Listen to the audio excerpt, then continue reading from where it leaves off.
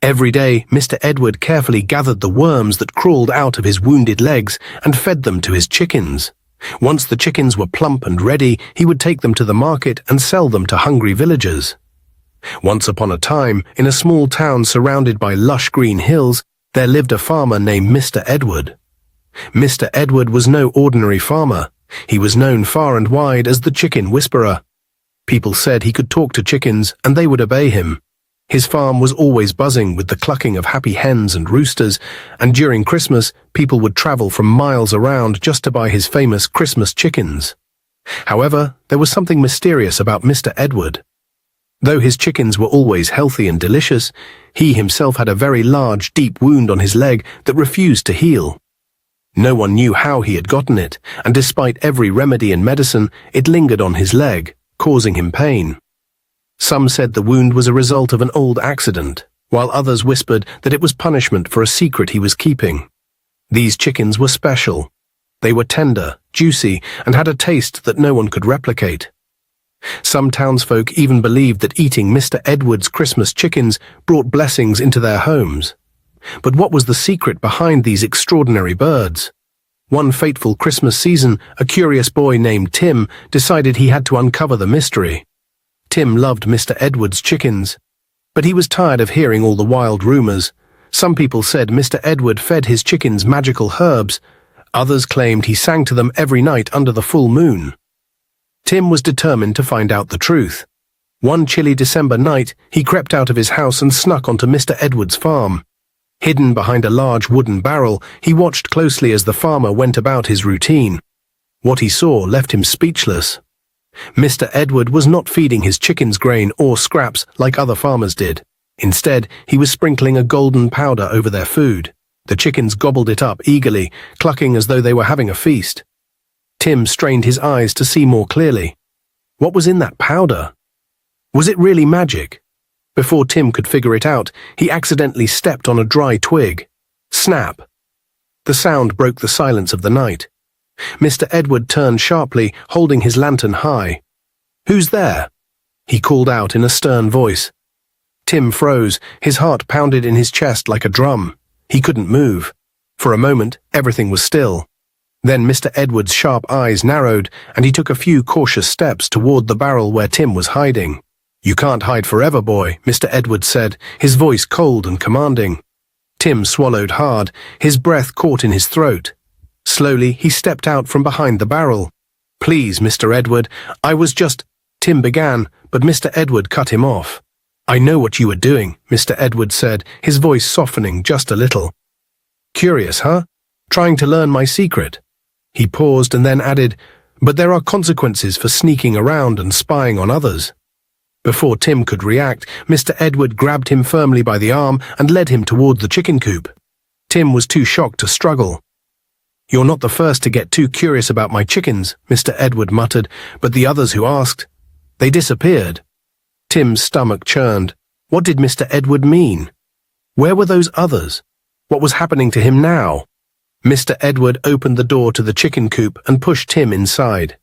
The chickens, who had been quiet moments ago, suddenly began clucking wildly as though they could sense something was wrong. The golden powder was still sprinkled on their food, and the scent of the coop filled the air. "You will stay here for the night," Mr. Edward said, "and you'll keep your mouth shut. If you make any noise, you'll regret it." Tim stood frozen in place, fear gripping him. He didn't know what to do. Mr. Edward locked the door behind him and walked away, leaving Tim alone with the chickens. As the night wore on, the weight of the situation pressed down on Tim's chest. He knew something was terribly wrong, but he was too scared to move. The chickens clucked nervously around him, as if sensing his fear. Every creak of the wind, every rustle of leaves outside the coop made him jump. Then, without warning, Mr. Edward returned. He walked to the center of the coop with a sinister look in his eyes. Tim's heart raced. The farmer slowly took off his coat and revealed something that made Tim's blood run cold. A sharp, gleaming knife in his hand. Before Tim could even react, Mr. Edward lunged at him. The boy struggled, but Mr. Edward was too strong. With one swift movement, he stabbed Tim in the chest. Tim gasped for air, his vision blurring as the world around him spun. Mr. Edward's cold, emotionless gaze stayed fixed on him as he slowly bled out. Once Tim's body went limp, Mr. Edward carried him out of the coop. He took the boy's lifeless form to a hidden shed at the back of the farm, where he set fire to the body. The flames crackled as the flesh burned away, leaving behind only ashes. Mr. Edward then carefully gathered the remains and mixed them into the golden powder. This, he knew, was the key to keeping his chickens special, feeding them with the essence of those who had dared to uncover his secret. The next morning, as the sun began to rise, Mr. Edward joined the villagers in search of Tim. He played the part of the concerned farmer, his eyes wide with feigned worry. "Has anyone seen Tim?" he asked, his voice full of false concern. "I haven't seen him all night."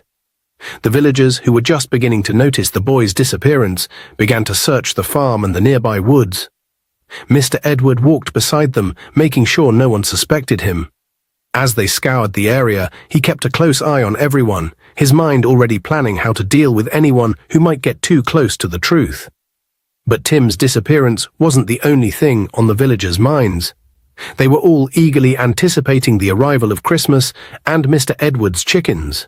He knew that once they tasted the golden powder, they would forget all about the missing boy. His chickens, once again, would be the talk of the town. But something strange happened that day. As the villagers gathered at his farm to buy the famous Christmas chickens, they all seemed a little off. No one could quite put their finger on it, but there was an unease in the air. As the day went on, a few of the villagers began to whisper to each other. But no one dares to ask him questions. The news of Tim's disappearance had spread like wildfire across the village. Parents held their children closer, and whispers of worry filled the air. People gathered in small groups, speculating about what could have happened to the boy. Tim's father, Mr. Harold, was inconsolable. He had searched the woods, the riverbanks, and every corner of the village, but there was no sign of his son.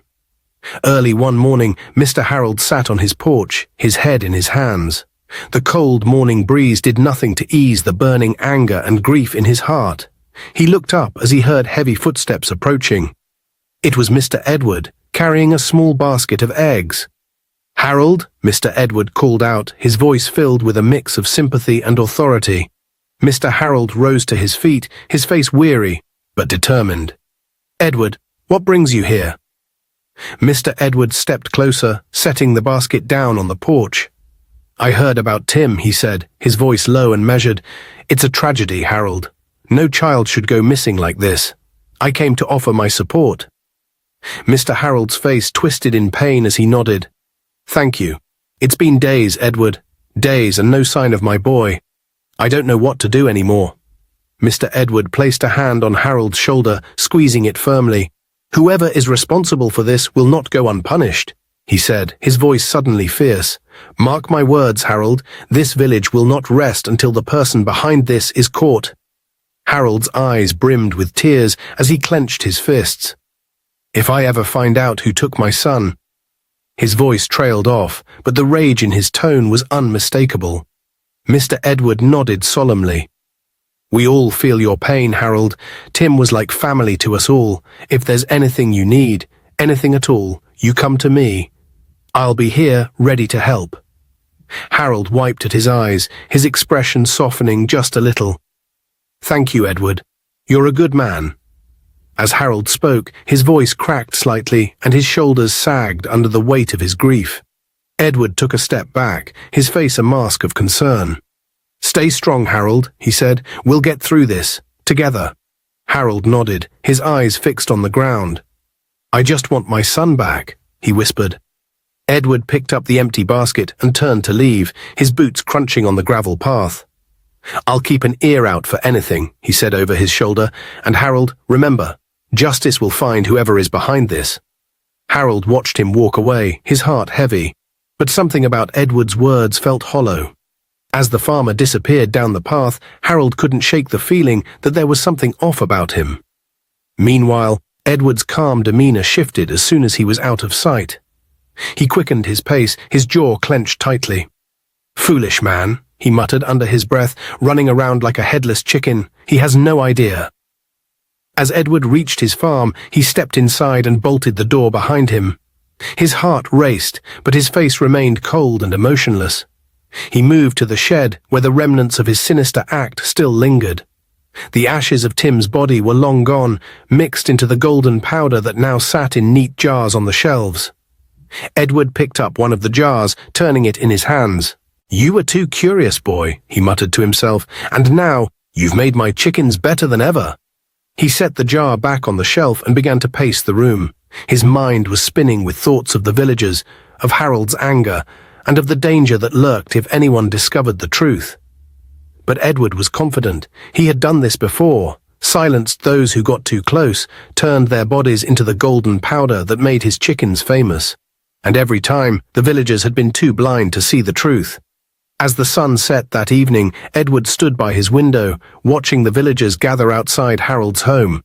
They were lighting lanterns, preparing for another night of searching. Edward smirked to himself, his face bathed in the warm glow of the setting sun. "Let them search," he whispered. "They'll never find him, and by the time they realize the truth, it will be too late."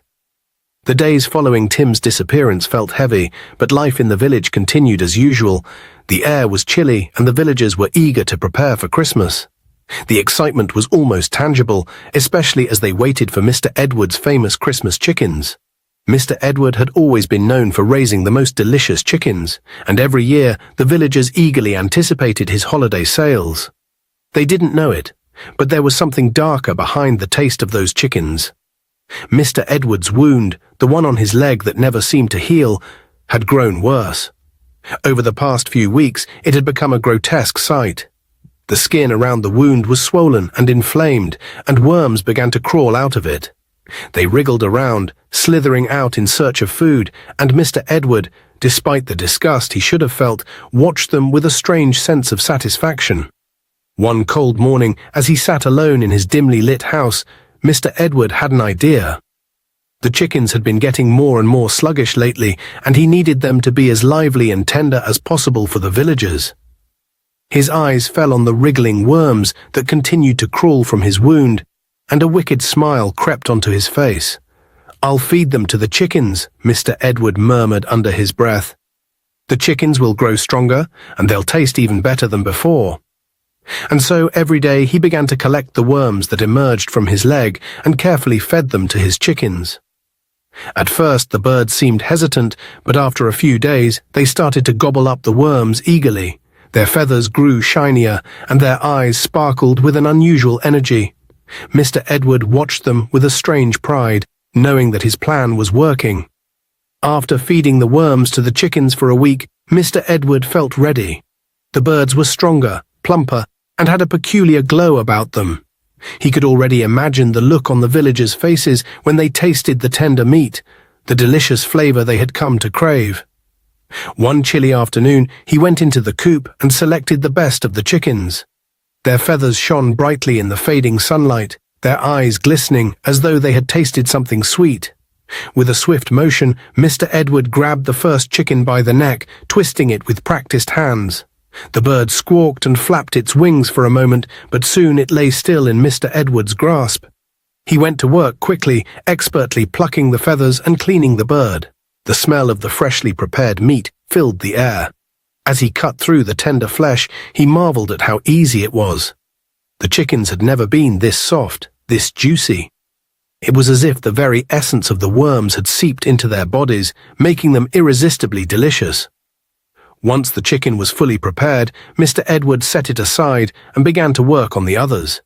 He killed, cleaned, and butchered them with ease, his hands moving like clockwork.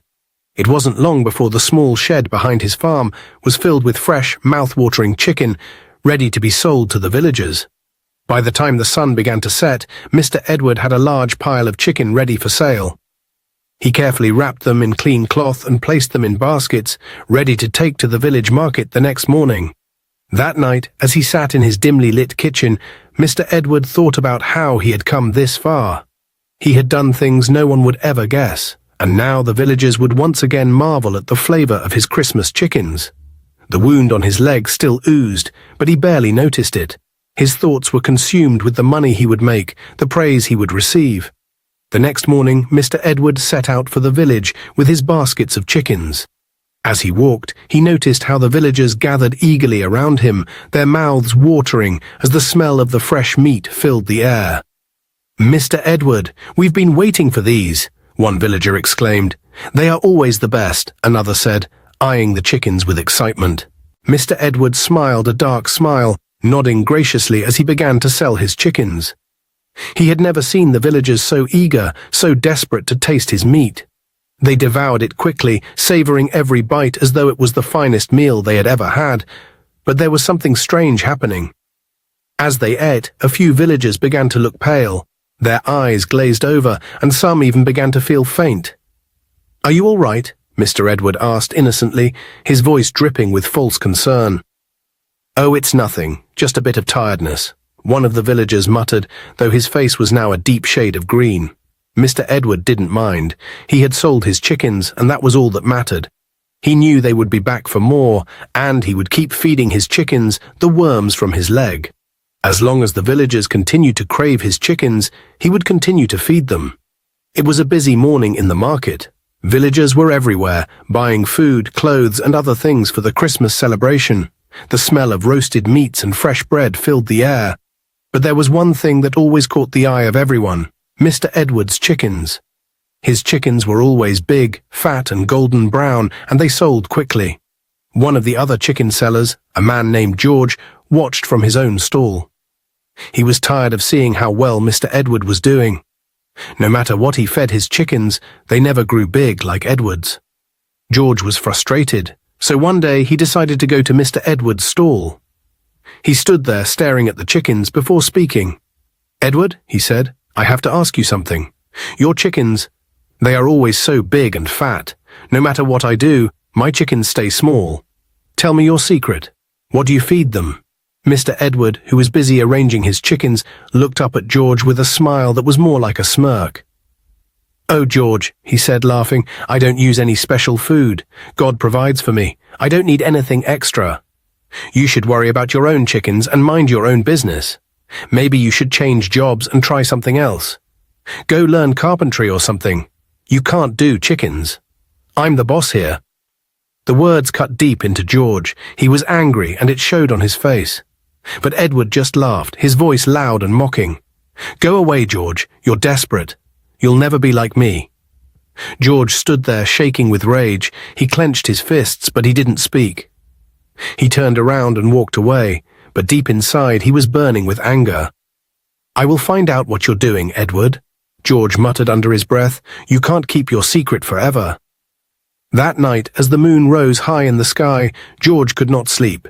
He tossed and turned, thinking about Edward's chickens. Something wasn't right. He decided that he would find out the truth. When everyone in the village was asleep, George quietly left his house. He walked through the dark streets, careful not to make a sound. He knew Mr. Edward's farm well. Edward had left earlier that evening, and now was the perfect time to find out what was really going on. George tiptoed to Edward's barn, hiding behind a tree. He could see a small light flickering inside. He crept closer, trying to stay as quiet as possible. Through a crack in the barn door, he saw Edward inside. The chickens were there, eating and moving around, but something seemed strange. Edward wasn't feeding them like any normal farmer would. He was doing something different. George's eyes widened as he saw Edward reach for a small jar sitting on the shelf. Edward opened the jar and poured something into his hands. It glowed slightly in the dim light. Then Edward sprinkled it over the chickens' food. The chickens ate quickly, their feathers rustling as they gobbled down the food. George was shocked. What was in that jar? Why was Edward feeding his chickens something that glowed?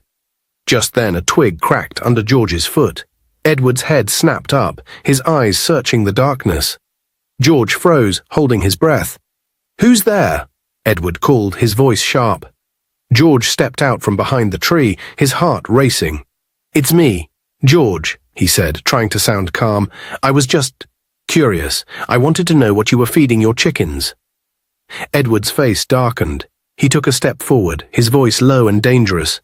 "You don't learn, do you, George?" George stood his ground, feeling the weight of Edward's cold stare. "Tell me what's in that jar, Edward. What are you doing to those chickens?" Edward's lips twisted into a smile that didn't reach his eyes. Some secrets are better left unknown, George, he said, his voice cold. You don't want to know.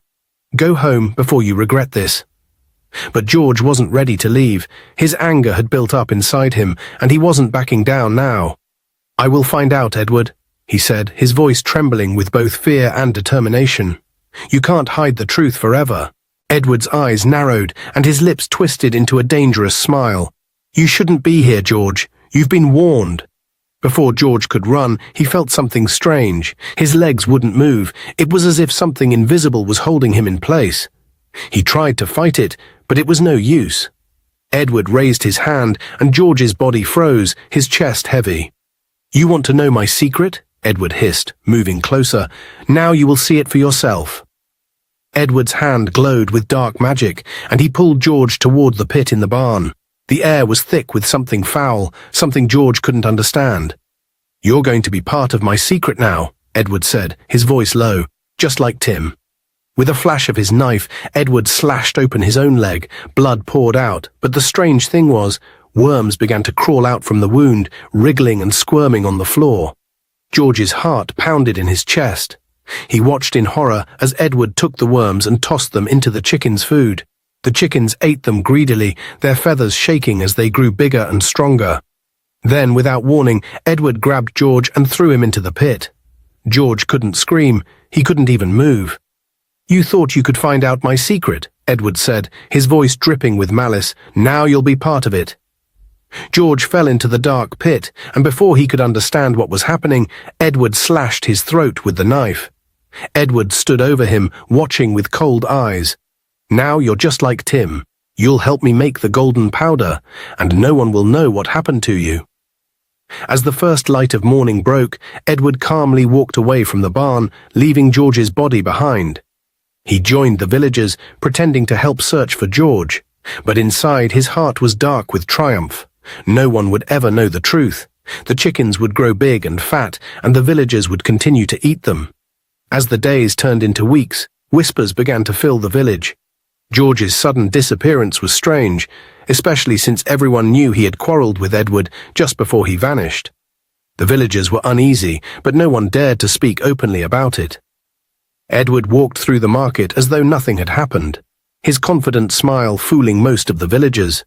His chickens were still the biggest and juiciest, and people still came to buy them, though with growing suspicion in their hearts. I don't like the way Edward acts, one woman whispered to her friend. George argued with him that day, and now he's gone. Doesn't that seem strange to you? Her friend glanced around nervously before replying, Keep your voice down. Do you want him to hear you? Who knows what Edward might do if he finds out you're talking about him? The fear was real.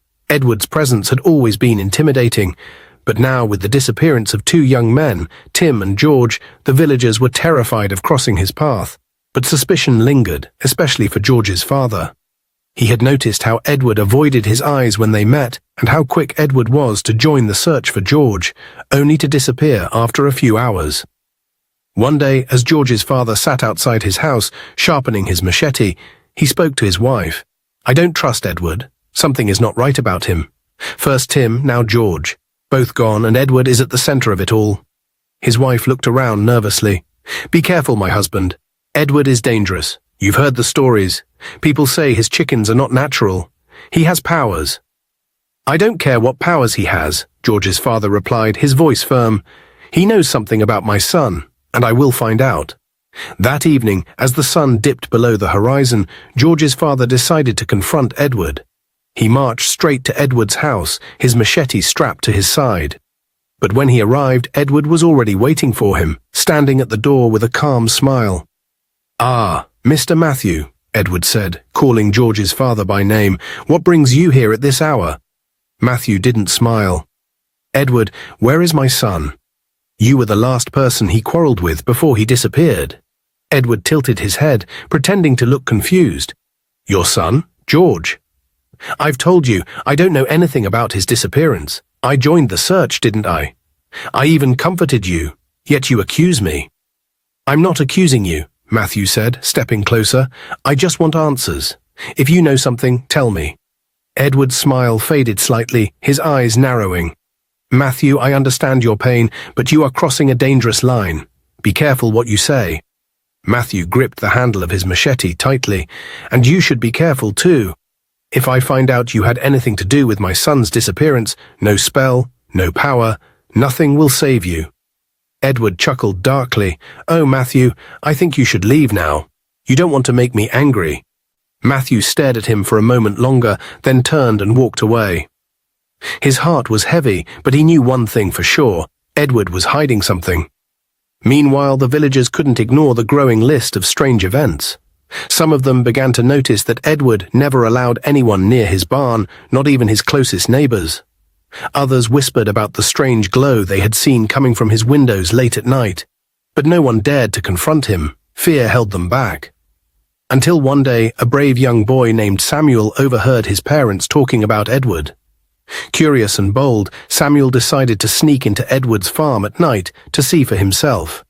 That night, while the village slept, Samuel crept out of his house and made his way to Edward's barn. His heart pounded as he approached the door, but his curiosity pushed him forward. What he saw when he peeked through the crack in the door made his blood run cold. Edward was standing in the middle of the barn, chanting strange words as he fed his chickens. The chickens were eating something that wriggled and glowed in the dim light. Samuel stepped back, accidentally kicking a rock. The noise was soft, but it was enough. Edward turned sharply, his glowing eyes locking onto Samuel. "Who's there?" Edward's voice boomed, echoing in the night. Samuel froze, his legs refusing to move. Edward's shadow grew larger as he stepped toward the door. Samuel knew he had to run, but his feet felt like they were glued to the ground. Samuel's heart pounded like a drum as Edward's shadow loomed closer. He had never felt fear like this before, but his instincts kicked in just in time.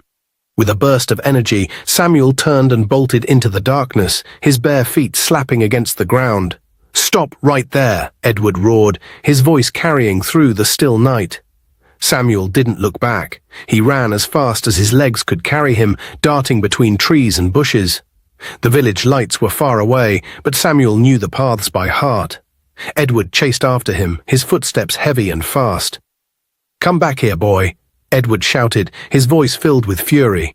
Samuel's small frame gave him an advantage, allowing him to slip through narrow gaps and avoid low-hanging branches. But Edward was relentless, and Samuel could hear him getting closer. Suddenly, Samuel tripped over a root and fell hard to the ground. Pain shot through his knee, but he bit his lip to keep from crying out. He scrambled to his feet, but it was too late. Edward was already standing over him, his eyes glowing with an eerie light. "You should have stayed home, boy," Edward hissed, his voice low and menacing. Samuel tried to back away, but Edward reached out and grabbed him by the arm. The boy struggled, kicking and thrashing, but Edward's grip was like iron. "What did you see?" Edward demanded, shaking Samuel violently. "Tell me, or you will regret it." Samuel's voice trembled as he replied, "I didn't see anything. Please, let me go." But Edward wasn't convinced. He dragged Samuel back toward the barn, his movements swift and forceful. "You want to know my secret?" Edward sneered. "Fine, you'll see it up close." When they reached the barn, Edward threw Samuel to the ground. The boy landed hard, his hands scraping against the rough floor. He looked up to see Edward reaching for a knife on the table. Samuel's eyes widened in terror. "Please don't hurt me," he begged. Edward ignored him, his attention focused on the glowing jar sitting on the shelf. He dipped the knife into the jar, coating the blade with the golden substance. "This," Edward said, holding the knife up for Samuel to see, "is what makes my chicken special. And now you'll be part of it." Before Edward could take another step, Samuel's survival instincts kicked in. He grabbed a nearby stick and swung it with all his strength, hitting Edward's wounded leg. Edward screamed in pain and stumbled backward, clutching his leg. Samuel didn't wait. He jumped to his feet and ran out of the barn, his heart racing. This time, he didn't stop until he reached the village square. He burst into the small gathering of men who sat around the fire, panting and sweating. "Help!" Samuel cried, his voice hoarse. "Edward, he's a monster. He killed George and Tim." The men stood up, alarmed by Samuel's words. "What are you talking about, boy?" one of them asked. Samuel pointed toward Edward's farm. "I saw him. He's feeding something strange to his chickens. He tried to kill me too." The villagers murmured among themselves, fear and anger spreading through the group. George's father stepped forward, his face grim. We can't ignore this anymore. Edward has been acting strange for too long. But what if it's true? What if he's dangerous? Another man said, his voice trembling. George's father clenched his fists. If Edward has done what this boy says, then he must answer for it. Tonight we go to his farm. Armed with machetes, sticks and torches, the villagers marched toward Edward's farm. Samuel stayed close to George's father, his small hands clutching the older man's shirt. When they reached the farm, the barn door was wide open. Inside, the chickens clucked nervously, their golden feathers shimmering in the torchlight. But Edward was nowhere to be seen. Search the place, George's father ordered. The villagers spread out, overturning barrels and pulling open cabinets. They found the glowing jars, the strange powder, and the worms wriggling in a corner. What is this? One man exclaimed, holding up a jar. This is not normal. George's father examined the worms with disgust. This is evil, he said. Edward has been using dark magic. Suddenly, a loud crash came from behind the barn. The villagers turned to see Edward limping away, his wounded leg slowing him down. There he is, someone shouted. The men gave chase, their torches lighting up the dark fields. Edward tried to escape, but his injury made it impossible. They caught him near the edge of the forest, surrounding him with angry faces and raised weapons. Edward laughed bitterly, his face twisted with pain and rage. You fools, he spat. You don't understand. Everything I did was for the chickens. They made me rich. Rich with the blood of our people, George's father shouted, stepping forward. Where is my son, Edward? What did you do to him? Edward smiled but said nothing. The villagers closed in, their anger boiling over. The villagers stood in a tight circle around Edward, their torches lighting up his face. His usual smug smile had vanished, replaced by a mask of defiance and fear.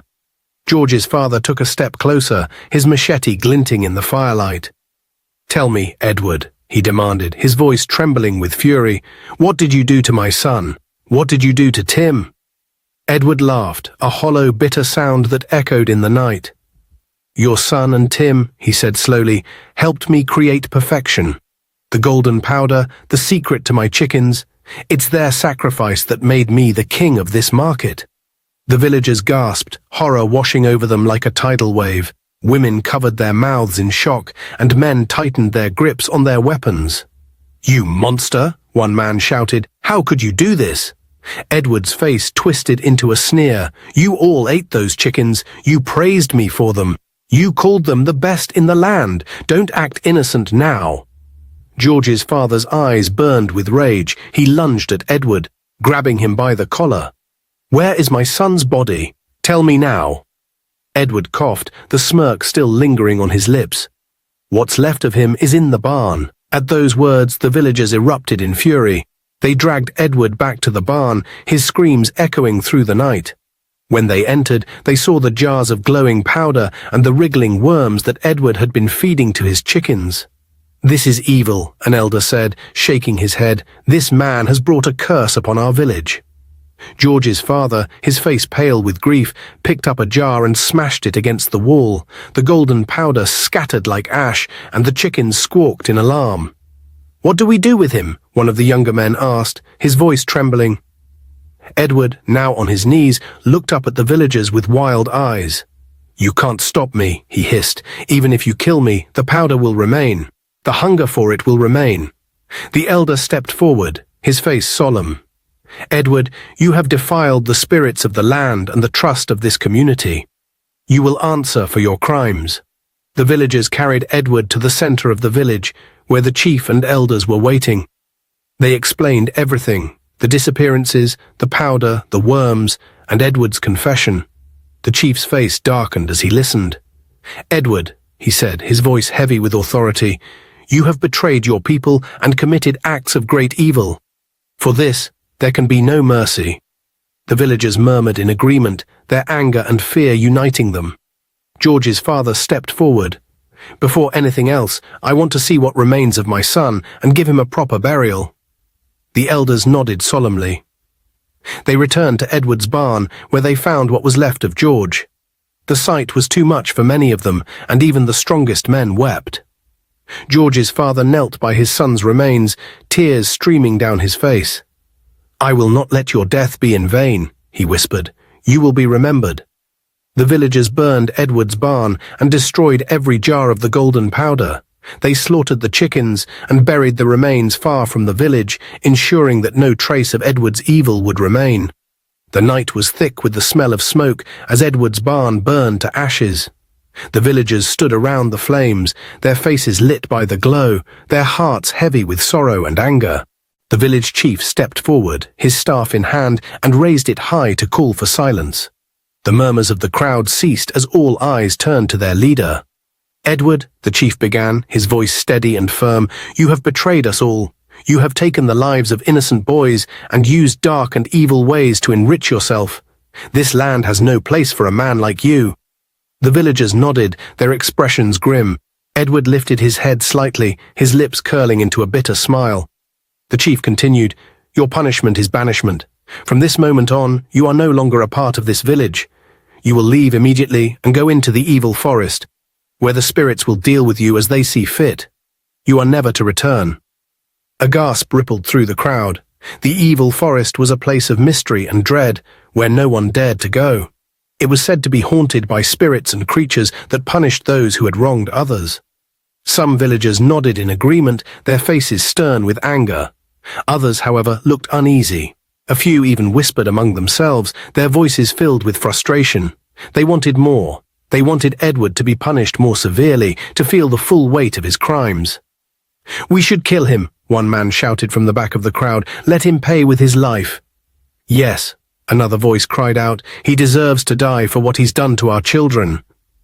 The anger in the crowd grew as more voices joined in, but the chief held up his hand, and the villagers fell silent once more. "The decision has been made," the chief said firmly. "We do not kill in this village. Our ancestors teach us that death is not a decision we make lightly. Edward will be banished, and he will answer to the spirits." The murmurs of discontent faded, but a few villagers still glared at the chief, clearly unhappy with the choice. They had wanted Edward to suffer more, but no one dared challenge the chief. His authority was absolute. Edward, who had been kneeling in the dirt, suddenly stood up. His face twisted with rage, but his shoulders slumped in defeat.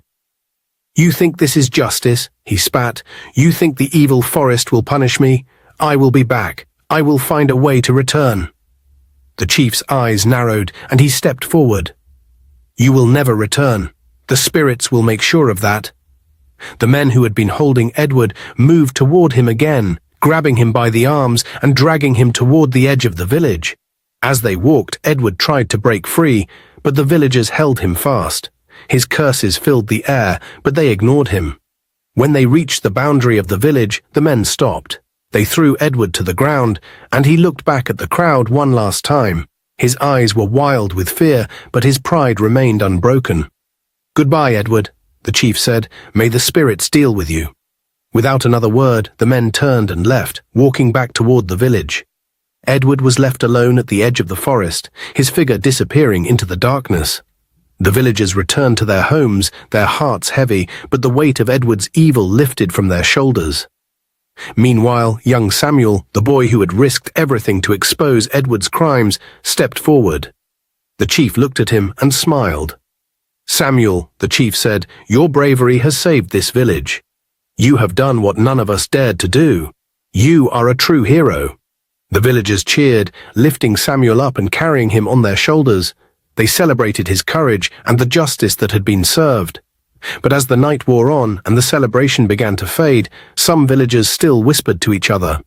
They couldn't shake the feeling that Edward's punishment had not been enough. They wanted him to suffer more, to pay for the lives he had taken.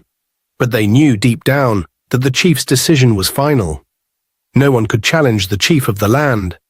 The next day, the villagers buried the remains of George in a quiet corner of the village, honoring him as hero who had given his life for the good of the people. They held a feast, not with Edward's chickens, but with food prepared by the hands of the villagers. And so life slowly returned to normal. The village prospered, and the chickens, now free from Edward's dark influence, were raised in the light of day. But the memory of Edward's evil lingered in the hearts of the people. The villagers never forgot the lesson they had learned that night. Sometimes the true cost of justice is not what we expect, but what the spirits decide. And no matter how much anger we feel, we must trust in the wisdom of those who lead us, even when we don't understand their choices. Moral lesson: evil deeds may seem to go unnoticed, but they always come to light. Justice may not always look the way we want it to, but it will come when we trust in wisdom and the right path. Dear viewers, if you enjoyed this story, please like, share and subscribe. Don't forget to turn on notifications for more inspiring tales. Stay blessed, and thank you for your support.